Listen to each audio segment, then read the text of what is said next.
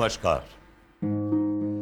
जद जौहर किदो शत्र नारी, जंद चीख भरी अरी बारी बारी। हिंदुस्तान की माटी का कण कण क्षत्रियों के लहू से सना है।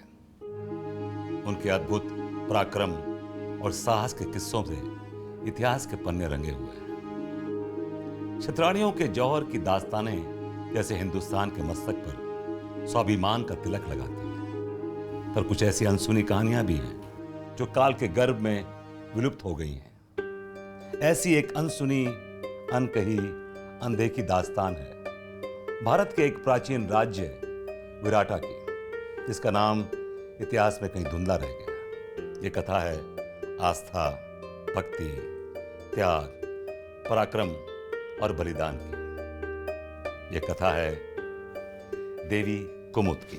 ये उस कालखंड की बात है जब भारत की धरती पर मुगलिया शासन की पकड़ ढीली पड़ती जा रही थी। उसी समय में मध्य भारत के राज्य दिलीप नगर के पालर में देवी दुर्गा के अनन्य भक्त दांगी ठाकुर नरपति सिंह के घर एक अद्भुत कन्या का जन्म हुआ, जिसका नाम था कुमुद। कुमुद के अलौकिक रूप, अनंत ऊर्जा, दिव्य आभा, तीक्ष्ण बुद्धि और चमत्कारों की चर्चा दूर दूर तक होने लगी थी।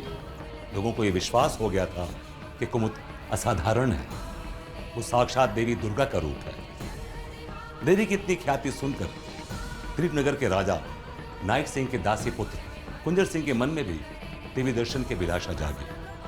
वो अपने नगर के सेनापति लोचन सिंह को लेकर पालर की ओर देवी कुमुद के दर्शन करने के लिए निकल पड़े।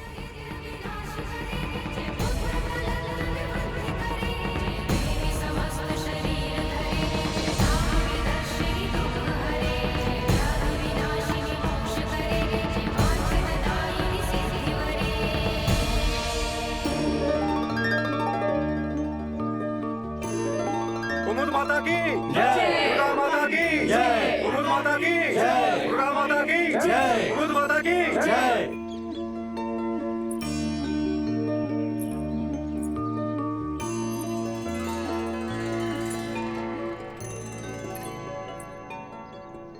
सर्व मंगल मांगल्य शिवे सर्वार्थ साधिके, शरण त्र्यंबके गौरी नारायणी नमोस्तुते। सबका मंगल और कल्याण करने वाली माँ दुर्गा हैं, इसलिए आप लोग प्रणाम हम ही नहीं, माँ दुर्गा को कीजिए।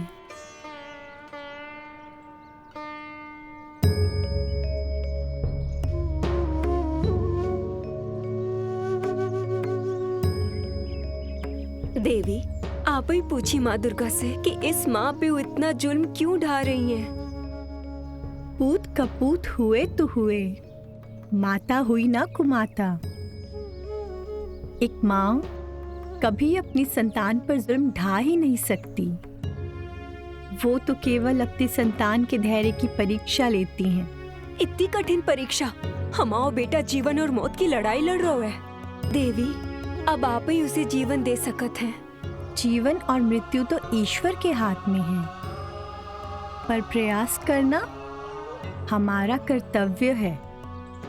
हमने अपने पूर्वजों से जो कुछ भी सीखा है, शायद वो आपके काम आ सके।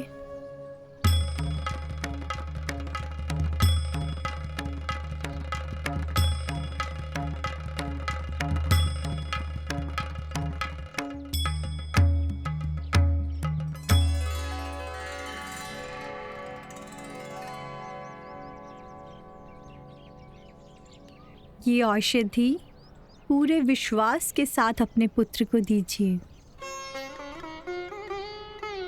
क्योंकि बिना विश्वास ना ही प्रेम संभव है, ना पूजा और ना ही कार्य में सफलता।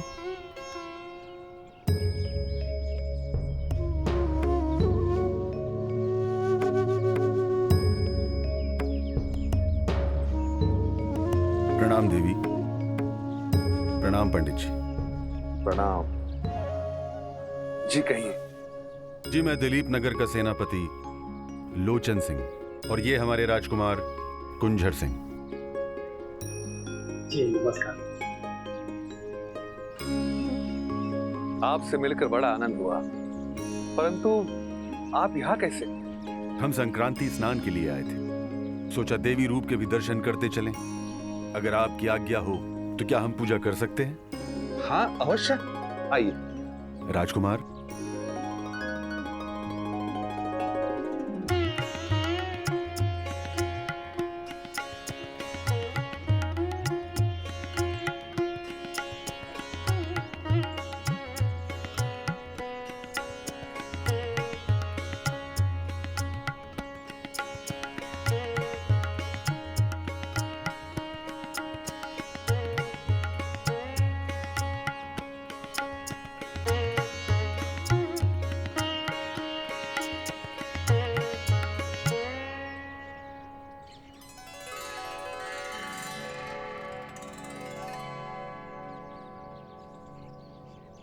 देवी, इस भक्त की ओर से छोटा सा चढ़ावा स्वीकार कीजिए।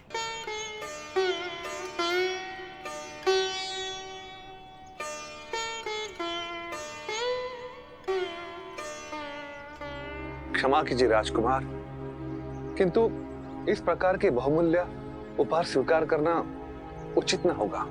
नरपत सिंह जी, कृपया करके इस चढ़ावे को उपहार का नाम ना दीजिए। और रही मूल्य की बात, तो चढ़ावे का मूल्य भक्त की श्रद्धा पर निर्भर करता है। तभी तो भगवान श्री राम ने शबरी के झूठे बेर भी प्रेम के साथ स्वीकार कर लिए थे।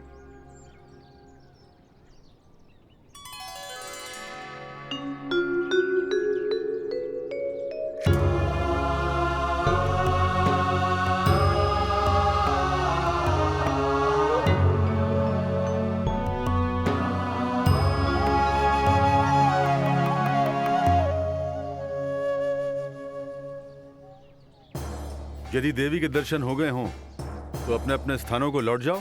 कब तक खड़े रहोगे? देवी हुई है तुम्हारे लाने, हम तो खूबसूरत हसीना को देखने आए हैं। जबान को लगाम दे, वरना क्या कर लोगे तुम?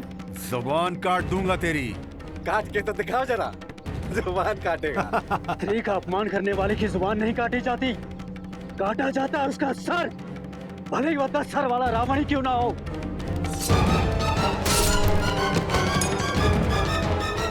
चुका कर दो, गर्दन काट दी। जो सही नहीं भाव, एक को परिणाम बहुत ही बुरा हुई है। बुरा अनर्थ हुई है, अनर्थ। वो तो हुई है, देखियो के सेना इतने आके सबसे पहले जी मंदिर तोड़ेगी, सर्वनाश कर दो है वो। कोनो को ना छोड़ेगा वो। अपने एक सैनिक के मौत के बदलो हजारों की जान लेकर लेगा वो अली मर्दान। शाम होते होते जंगल में फैली आग की तरह ये बात पूरे पालर में फैल गई थी कि अली मर्दान की सेना आएगी और मंदिर तोड़कर देवी का अपहरण करेगी। और दूसरी तरफ अली मर्दान तक भी उसके सैनिक के मारे जाने की खबर पहुंच चुकी थी। गुस्ताखी, शेर के मुंह में हाथ डालकर बहुत बड़ी गुस्ताखी की इन चूहों ने। पर तो देखिए हुजूर, इन चूहों की। अली मर्दान जो उन्हें खा जाएगा, बल्कि अली मर्दान वो शेर है जो उनकी हलक में अपना पंजा डालकर उनकी जान निकालेगा। फिर उनकी 7 पुश्तें याद रखेंगी कि अली मर्दान अपने लोगों की मौत का बदला कैसे लेता है। पर हुजूर, हैरत की बात तो ये है कि सिर्फ एक लड़की की वजह से उन्होंने हमारे सैनिक को मार डाला। इन चूहों और उस मामूली लड़की को इसका भारी खामियाजा चुकाना पड़ेगा। माफ कीजिएगा हुजूर, वो कोई मामूली लड़की नहीं है, बहुत खास लड़की है। ऐसी क्या खासियत है उसमें, है? अरे हुजूर, सर से लेकर पैर तक खासियत ही खासियत है। आंखें जैसे झील सी गहरी, होंठ जैसे गुलाब की अध खिली पंखुड़ियां, चेहरा जैसे ईद का चांद, और बाल जैसे उमड़ते बादल, और आवाज जैसे कोयल की कूक। बदन, ओए हाय हुजूर, बदन। हुजूर कहाँ खो गए हुजूर? काले खान, इस कायनात की हर एक चीज जो बेशकीमती और नायाब है, उस पर खुदा ने सिर्फ अली मर्दान का नाम लिखा है। वो लड़की हमें चाहिए खाले खान।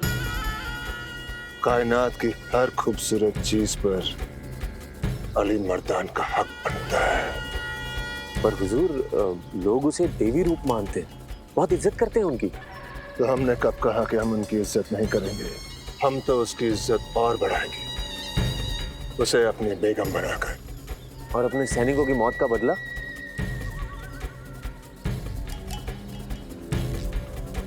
बदला लेना बहुत बुरी बात है काले खान, और बदला ना लेना उससे भी बुरी। तो हुजूर, तोड़ दे उस मंदिर को जहां पे उन्होंने हमारे सैनिक को मारा था। बिल्कुल नहीं। अली मर्दान हर मजहब की इज्जत करता है, लेकिन हमारी इज्जत ना करने वालों को ऐसा सबक सिखाता है कि वो इज्जत करने या ना करने के लायक नहीं रहते। जाओ, उस लड़की का पता लगाओ। जी हुजूर। जब नायक सिंह और कुंजर सिंह तक ये बात पहुंची, तब उन्होंने देवी और मंदिर को बचाने का प्रण लिया। पर लोग जिस बात से भयभीत थे, आखिर वही हुआ। इसी घटना के दौरान पालर की रहने वाली और कुमुद की सहेली गोमती, जिसका विवाह पास के गांव के एक साधारण क्षत्रिय युवक देवी सिंह से तय हुआ था, उसकी बारात का पालर में आगमन हुआ और बारात के पीछे ही अली मर्दान के सैनिक भी भेष बदल कर पालर में घुस आए। समय रहते नायक सिंह की सेना ने उन्हें पहचान लिया और फिर दोनों पक्षों में जमकर युद्ध हुआ। और इस युद्ध में देवी सिंह भी कूद पड़ा। उसने अपनी जान पर खेलकर राजा नायक सिंह की जान बचाई। उसकी बारात गोमती के द्वार तक पहुंचती उससे पहले ही देवी सिंह मूर्छित होकर घोड़े से गिर पड़ा। तब राजकुमार कुंजर सिंह उसके उपचार के लिए उसे अपने साथ राजमहल ले गए। देवी सिंह के पराक्रम से नायक सिंह ने युद्ध तो जीत लिया, लेकिन उसके बाद राजमहल में एक नई जंग छिड़ गई। मृत्यु शैया पर लेटे नायक सिंह के बाद दिलीप नगर का अगला राजा कौन होगा? और फिर उत्तराधिकारी के लिए जो नाम सामने आया, उसने सबको चौंका दिया। माना हम दोनों रानियों से स्वर्गीय महाराज को संतान प्राप्ति नहीं हुई, पर इसका अर्थ ये नहीं कि इस राज्य का उत्तराधिकारी उस राह चलते देवी सिंह को बना दिया जाए। आपकी बात उचित है रानी जी, किंतु क्षमा कीजिएगा, मृत्युशैया पर महाराज ने मंत्री जनार्दन के कानों में देवी सिंह का ही नाम लिया था। और ये बात उस धूर्त जनार्दन ने कही ना, पर क्या किसी और ने सुनी? एक बात बताओ रामदयाल, महाराज अपनी संतान दासी पुत्र कुंजर सिंह के स्थान पर किसी और का नाम क्यों लेंगे? किसी पराये को वो अपने राज्य का उत्तराधिकारी क्यों चुनेंगे? आपकी बात सही है रानी जी, परंतु मुझे लगता है कि महाराज ने मंत्री जनार्दन के कानों में उत्तराधिकारी का नाम लिया था, इसलिए उस धूर्त को अवसर प्राप्त हो गया नाम बदलने का। अब तो जानती ही हैं कि वो धूर्त कितना लालची है, कितना भूखा है सत्ता का। इसीलिए तो उसने वर्षों से महाराज की सेवा की है। और इसी भूख को मिटाने के लिए उसने उस राह चलते देवी सिंह को मोहरा बनाकर इस राज्य का नया राजा बनाया, क्योंकि कुंजर सिंह तो उसकी दाल गलने नहीं देता और जनार्दन स्वयं कभी राजा बन नहीं सकता। इसीलिए उसने देवी सिंह को राज सिंहासन पर बिठाकर उसे अपने एहसानों तले दबाकर रखा है। सत्ता देवी सिंह की और शासन उस जनार्दन का। जी, और अब उस जनार्दन की ताकत और बढ़ती जा रही है रानी जी। कोई है जो हमारी ताकत को भी बढ़ा सकता है। कौन? अली मर्दान। हुजूर, मैं रामदयाल, दलीप नगर की छोटी रानी ने आपके लिए राखी भेजी है। क्या संदेशा छुपा है इस राखी में? वो उस धोखेबाज मंत्री जनार्दन को उसके षड्यंत्र की सजा देना चाहती हैं और देव सिंह को दलीप नगर से भगाकर कुंजर सिंह, जो वहां का असली वारिस है, वहां का राजा बनाना चाहती हैं। ध्यान रहे हुजूर, हमारे यहाँ के मंदिरों को नुकसान न पहुंचे। लगता है मंदिर की बात छेड़कर गलती कर दी।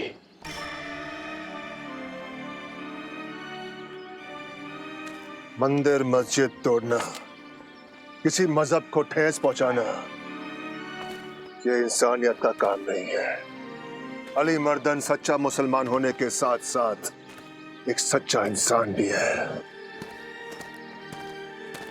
क्षमा कर दीजिए हुजूर। माफी तुम्हें मिलेगी, मगर एक शर्त पर। क्यों काले खां? कौन सी शर्त हुजूर? हमारे हुजूर का दिल आ गया एक लड़की पे। कौन सी लड़की? अरे वही लड़की जो पालर के मंदिर में रहती है, जिसकी वजह से हमारे सैनिक का सर कलम कर दिया गया। अरे घबराइए नहीं रामदयाल जी, ये बदले का मामला नहीं है, ये तो इश्क का मामला है। अरे हमारे हुजूर तो उस लड़की से निकाह करने की ख्वाहिश रखते हैं। तुम हमारी इस ख्वाहिश को हकीकत बना दो और हम तुम्हारी छोटी रानी की ख्वाहिशों को हकीकत में बदल देंगे। हुजूर, अभी वो देवी पार्लर में नहीं है। जैसे ही आएगी, जैसे ही मुझे पता चलेगा, मैं वैसे ही आपको आकर सूचित करूंगा हुजूर। नगर में युद्ध और देवी पर आक्रमण की संभावनाओं से विचलित नरपति सिंह को देवी कुमुद का पार्लर में रहना अनुचित लग रहा था। कुमुद की सुरक्षा का प्रथम उद्देश्य रखते हुए नरपति सिंह कुमुद को पार्लर से दूर दांगी ठाकरों के गढ़ विराटा ले गए। वहां के राजा सफदर सिंह भी नरपति सिंह की तरह एक दांगी ठाकुर और देवी कुमुद के अनन्य भक्त थे।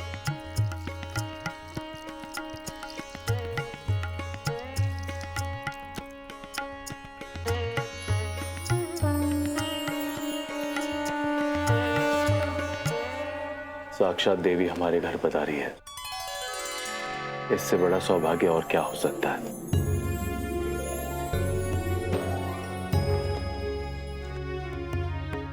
सौभाग्य और समृद्धि के लिए ये अष्टलक्ष्मी पुस्तक, इसे सदैव अपने घर में रखें।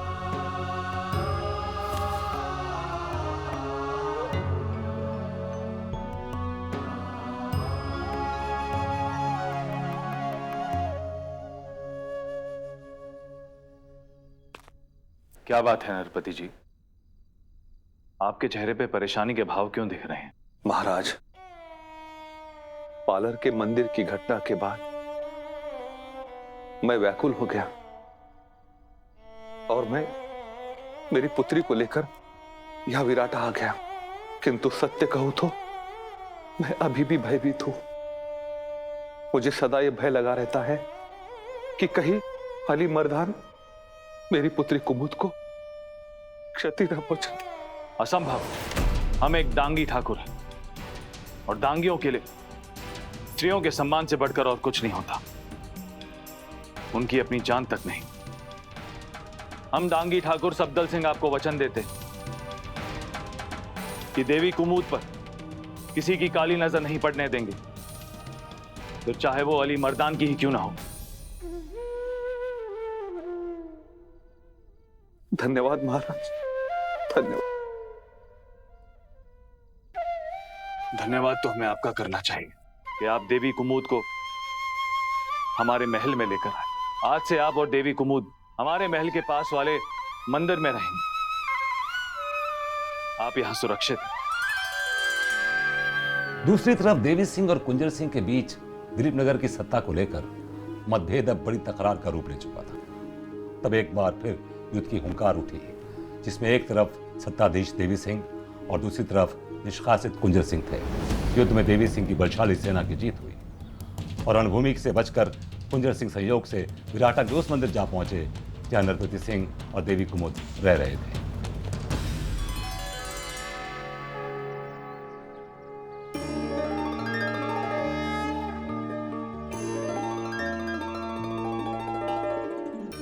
ये तो वही अंगूठी है जो हमने देवी कुमुद को चढ़ावे में दी थी।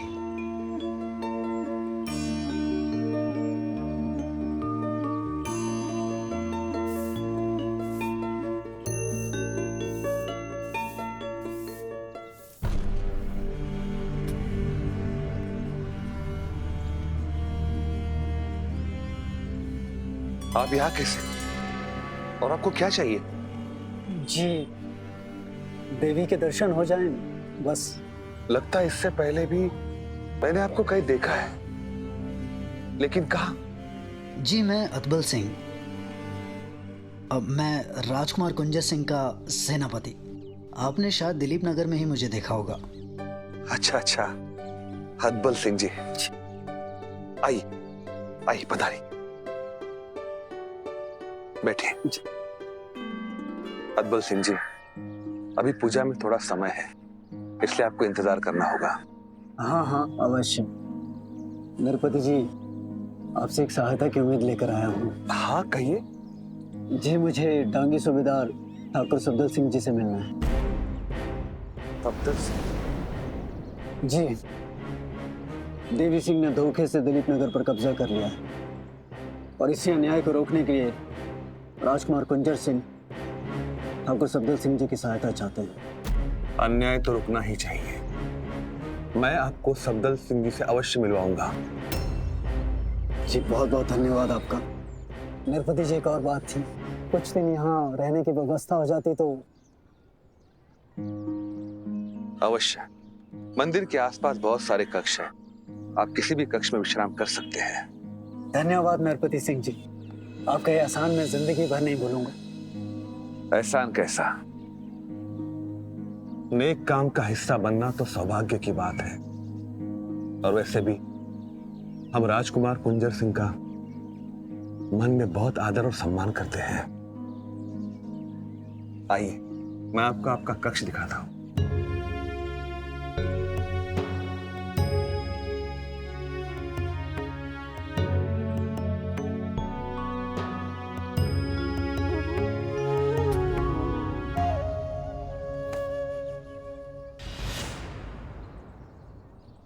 सुनिए,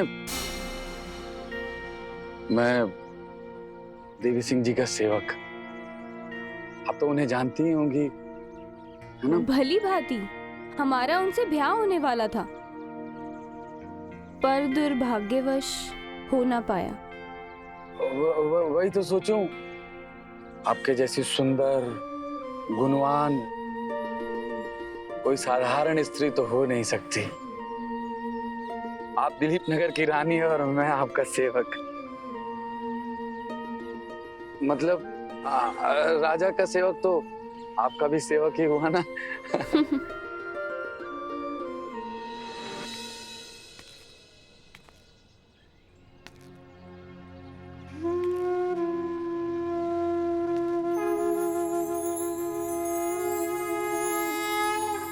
आप यहाँ क्यों आए हैं?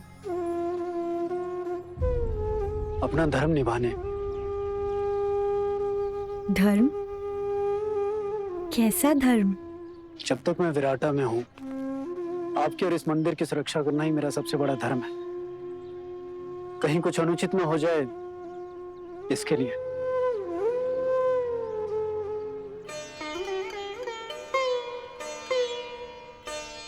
माँ दुर्गा पर विश्वास रखें। माँ कुछ भी अनुचित नहीं होने देंगी। सही कहा देवी, मगर जब तक अली मर्दान के हमले का खतरा टल नहीं जाता, इस सेवक का एक ही कर्तव्य है, आपकी सेवा करना और विराटा के इस मंदिर की सुरक्षा करना। पर एक राजकुमार का कर्तव्य अपनी संपूर्ण प्रजा की सेवा करना होता है। राजकुमार कुंजर सिंह,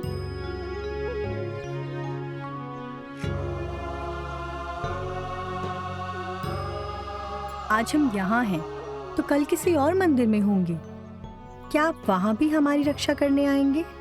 याद रखिए, जो परिस्थिति के साथ बदले वो लक्ष्य नहीं, और जो बदलता रहे वो लक्ष्य प्राप्त करने योग्य नहीं। आप धन्य हैं देवी। आज तक लोगों ने श्री कृष्ण और मीराबाई की स्नेह और श्रद्धा की कहानियां सुनी होंगी। काशी सेवक ये सेवक भी वही श्रद्धा और स्नेह का रिश्ता निभाएगा जो आने वाली सदियां तक याद रखेंगे। देवी, आपके लिए अगर प्राण भी चले जाएं तो इस बात का दुख नहीं होगा। और देवी, सच कहें तो मैं राज सिंहासन की वो चाह नहीं है जो चाह आपके चरणों में शरण पाने की।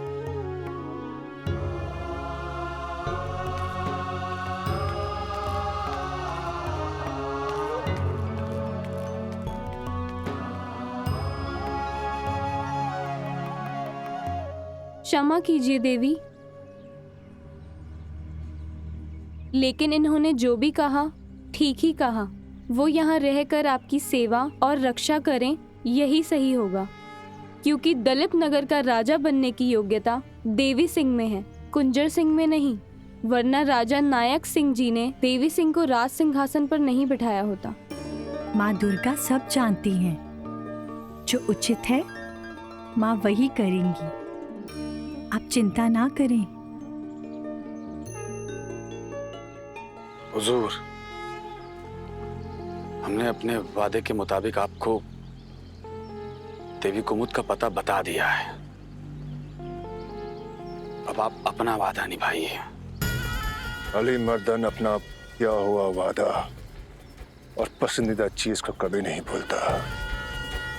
हमारी फौज युद्ध के लिए तैयार है, और वैसे भी उस देवी सिंह से हमें पुराने हिसाब किताब चुकाने हैं।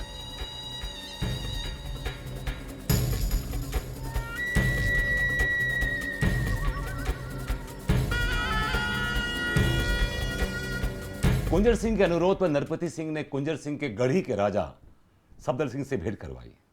बड़े हर्ष के साथ हम राजकुमार कुंजर सिंह के सेनापति अदबल सिंह को अपने सैन्य बल में शामिल करते हैं।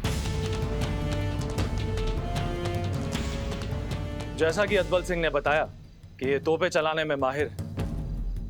आज तक दलित नगर में इन्होंने तोपों के साथ अद्भुत प्रदर्शन दिखाए और आज से विराटा के लिए भी यही करेंगे। जी धन्यवाद महाराज। आपको वचन देता हूं कि विराटा और देवी की सुरक्षा के लिए यदि प्राणों की आहुति भी देनी पड़ी तो संकोच नहीं करूंगा।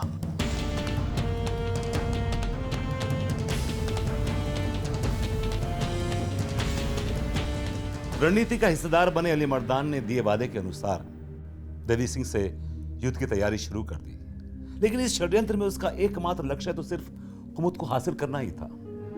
जिस लड़की के लिए राजा नायक सिंह ने युद्ध किया, आखिर उसमें ऐसी क्या खास बात है?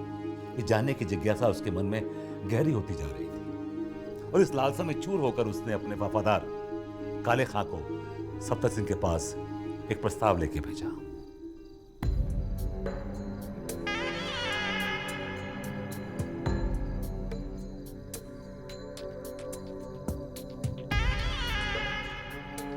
और हाँ, एक बात और हुजूर, खबर है कि पालर के नरपति और उनकी बेटी भागकर यहाँ आए, पर उससे भी बड़ी खबर ये है कि हमारे हुजूर आला सैयद अली मर्दान उनकी बेटी को अपनी बेगम बनाना चाहते हैं, उनसे निकाह करना चाहते हैं।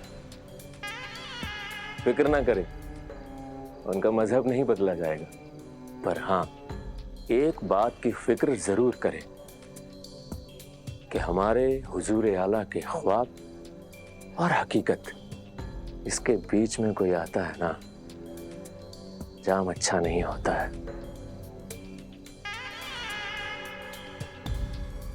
इजाजत दीजिए। खुदा हाफिज।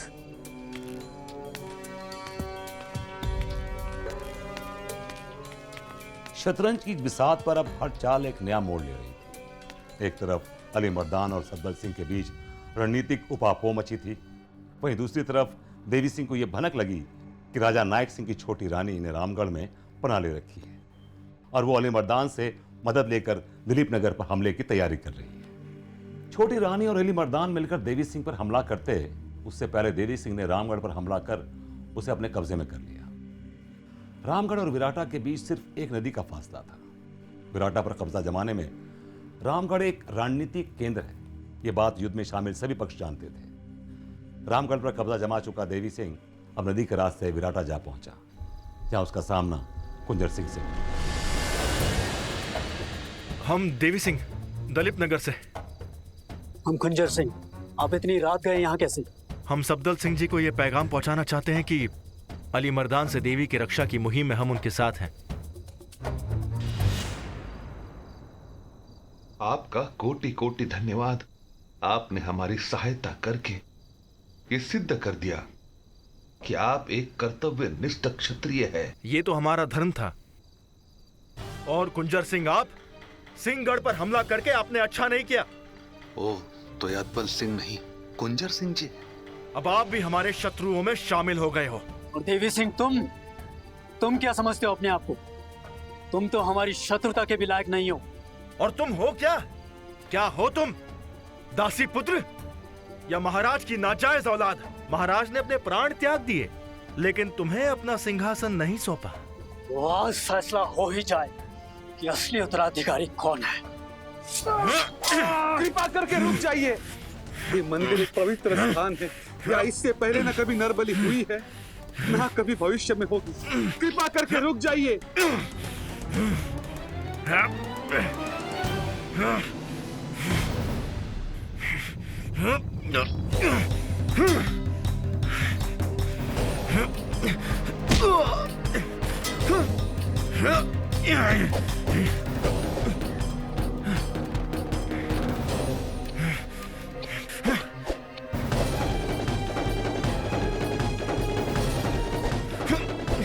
लगता है देवी सिंह का उद्देश्य देवी कुमुद की रक्षा करना नहीं है, बल्कि विराटा पर कब्जा करना और कुंजर सिंह को हराना है। रात के घने अंधेरे में अली मर्दान की सेना ने विराटा पर आक्रमण कर दिया था। अचानक हुए इस हमले से सफदर सिंह स्तब्ध रह गए थे। हमें गर्व है कि हमारी सेना की संख्या कम होने के बावजूद भी वो शत्रु का सामना डटकर करने को तत्पर है, परंतु जीत वो हमसे दूर होती जा रही है। किंतु हम हारे भी तो नहीं है ना महाराज। जोश अपनी जगह है और वास्तविकता अपनी जगह। और वास्तविकता ये है कि हमारे मुट्ठी भर सैनिक अली मर्दान और देवी सिंह के विशाल सैन्य बल को ज्यादा से ज्यादा कब तक रोक पाएंगे? आखिरी सांस तक महाराज। हम आखिरी सांस तक लड़ेंगे और वीर गति को पाएंगे। इससे पहले कि हमारा शत्रु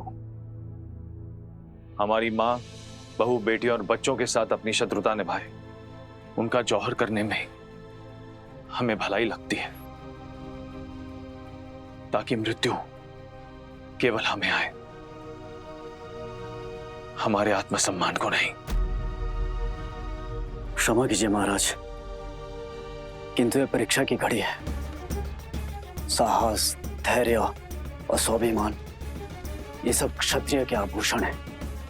नाहरसा गर्जन और तर्जन ही दांडियों के लक्षण है।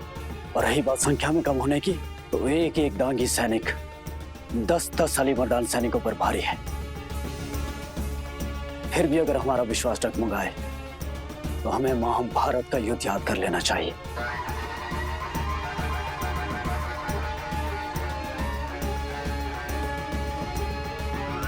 युद्ध की रणभेरी की हुंकार आखिर विराटा में भी गूंज उठी थी। कुंजर सिंह के लिए यह परीक्षा की घड़ी थी। देवी की सुरक्षा का वचन निभाने का समय अब आ चुका था।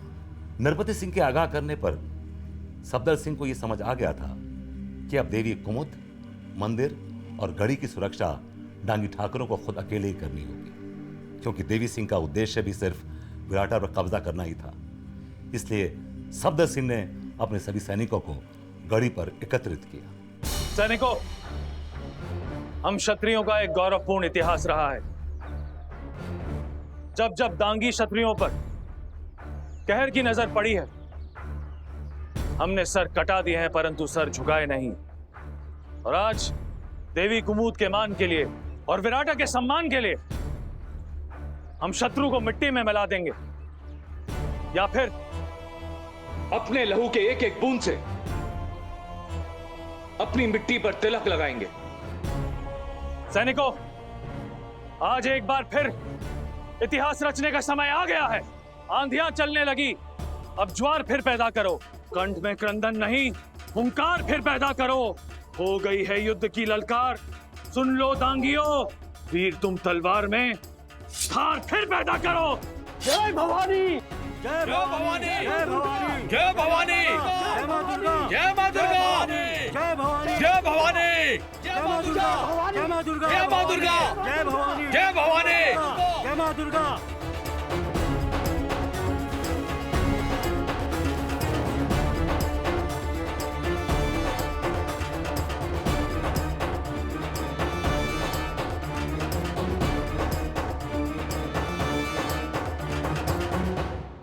विराटा की धरती एक रक्त रंजित त्रिकोणीय युद्ध की साक्षी बनी, जिसमें एक तरफ सफदर सिंह और कुंजर सिंह थे, जो देवी की रक्षा के लिए अंतिम सांस तक लड़ने को प्रतिबद्ध थे। दूसरी तरफ देवी सिंह, जिसका उद्देश्य सिर्फ कुंजर सिंह को खत्म करना था, और तीसरी तरफ अली मर्दान था, जो देवी कुमुद को हासिल करना चाहता था। इस भीषण युद्ध में विराटा के अधिकतर सैनिक वीरगति को प्राप्त हुए, लेकिन एक एक दांगी अंत तक लड़ता रहा। शीश धड़ से अलग होने तक दांगियों की तलवार की धार और गति कम न हुई।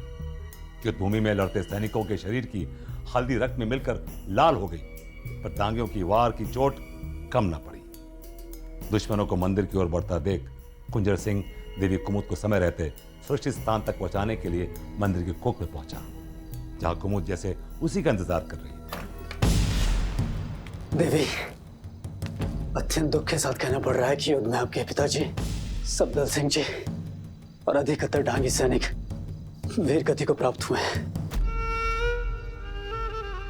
चलिए, मैं आपको किसी सुरक्षित स्थान पर पहुंचा देता हूं।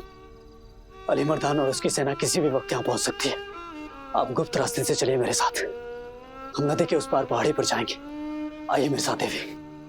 माँ दुर्गा जो चाहती हैं वही होता है, और आप एक वीर हैं। वीरों को ये गुप्त रास्ता शोभा नहीं देता, इसलिए जाइए, उसी रास्ते जाइए जहां वीर अपनी वीरता से इतिहास रच रहे हैं।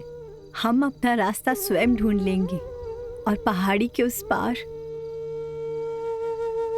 यदि आप आए तो आपसे मिलेंगे। लेकिन देवी, यहाँ चारों तरफ बहुत खतरा है। आप चलिए मेरे साथ, आइए। माना कि अंधेरा घना है, पर आशा के दीप जलाना कहाँ मना है।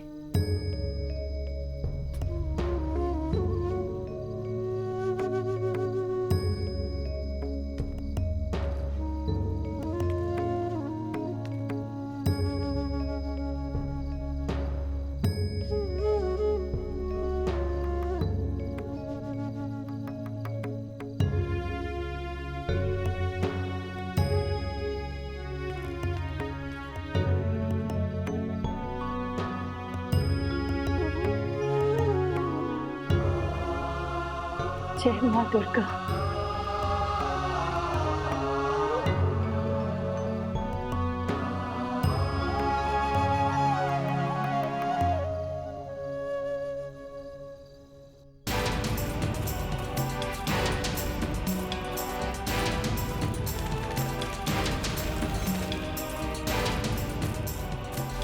ओ दासी पुत्र, जौहर नहीं किया तूने अभी तक? तुझ जैसे धूप को मारे बिना जौहर कर लेता तो क्या मुंह दिखाता अपने स्वर्गीय पिताजी को?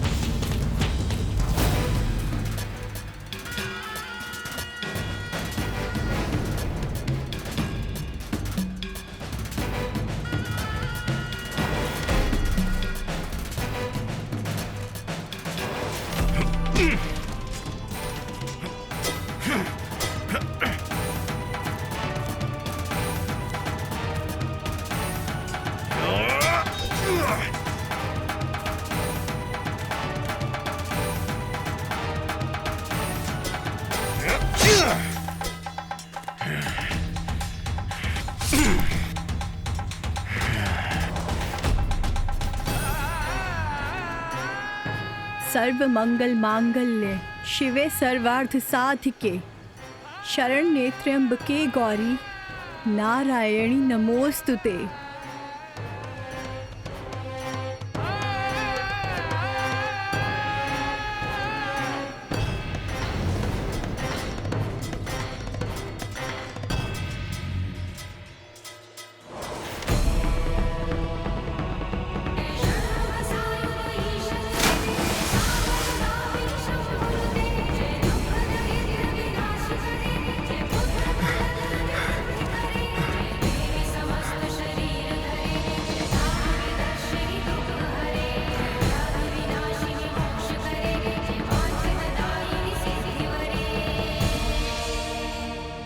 आस्था और स्वाभिमान की जंग में फिर एक बार एक क्षत्राणी ने अपने प्राणों की आहुति दे दी।